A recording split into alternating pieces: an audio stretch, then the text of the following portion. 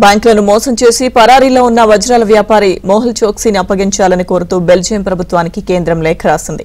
కోట్ల రూపాయల Punjab national bank రుణం మోసం కేసులో కీలక నిందితుడు పరారీలో ఉన్న వజ్రాల వ్యాపారి మోహల్ చోక్సీని భారతదేశానికి అప్పగిస్తే అతనికి కల్పించే హక్కులు, రక్షణపై హామీ ఇస్తూ హోం వ్యవహారాల మంత్రిత్వ శాఖ బెల్జియం న్యాయ మంత్రిత్వ శాఖకు ఒక లేఖ పంపింది.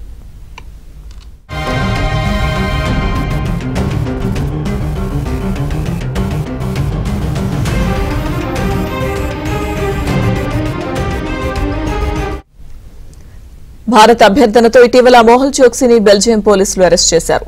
సీబీఐ వినతి మేరకు అతన్ని బెల్జియం పోలీసులు అదుపులోకి తీసుకున్నారు. అయితే చోక్సీ భద్రతపై ఆయన లాయర్లు ఆందోళన వ్యక్తం చేసిన నేపథ్యంలో ఇప్పటి వరకు చోక్సీని భారత్కు తీసుకురావడం కుదరలేదు. ఈ నేపథ్యంలో మోహల్ చోక్సీ భద్రతకు, హక్కుల పరిరక్షణకు హామీ ఇస్తూ బెల్జియం ప్రభుత్వానికి కేంద్రం లేఖ రాసింది.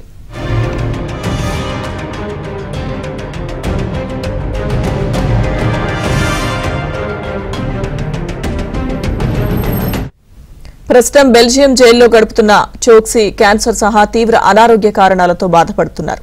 ఈ నేపథ్యంలో మోహల్ చోక్సీని భారతదేశానికి అప్పగిస్తే అతని హక్కులను రక్షిస్తామని, వైద్య విధానపరమైన రక్షణలను సమకూరుస్తామని కేంద్రం హామీ ఇచ్చింది. మోహల్ చోక్సీ దోషిగా తేలితే అతని నిర్బంధ కాలంలో కనీసం 3 చదరపు మీటర్ల స్థలంలో సెల్ ఇస్తామని తెలిపింది. ప్రత్యేక టాయిలెట్, వాషింగ్ సౌకర్యాలు ఏర్పాటు చేస్తామని తెలిపింది. అలాగే ప్రతిరోజు వ్యాయామం, యోగా చేసుకోవడానికి కొంత సమయం సెల్ నుంచి బయటకు అనుమతిస్తామని, పుస్తకాలు, టీవీ వంటి సౌకర్యాలు సమకూరుస్తామని కేంద్రం లేఖలో హామీ ఇచ్చింది. నిర్బంధ కాలంలో సరిపడా ఆహారం అందిస్తామని హామీ ఇచ్చింది.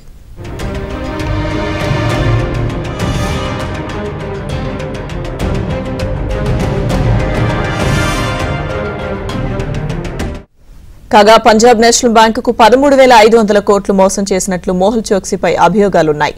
దేశంలో 2వ అతిపెద్ద బ్యాంకు పంజాబ్ నేషనల్ బ్యాంకులో జరిగిన కుంభకోణం బయటపడడానికి ముందు జనవరి 2018లో చోక్సీ భారతదేశం నుంచి పారిపోయారు. ఈ క్రమంలోనే ఆయన బెల్జియం వారసత్వం తీసుకున్నారు. దీంతో చోక్సీ అప్పగింతపై కేంద్రం బెల్జియం ప్రభుత్వంతో సంప్రదింపులు జరుపుతోంది.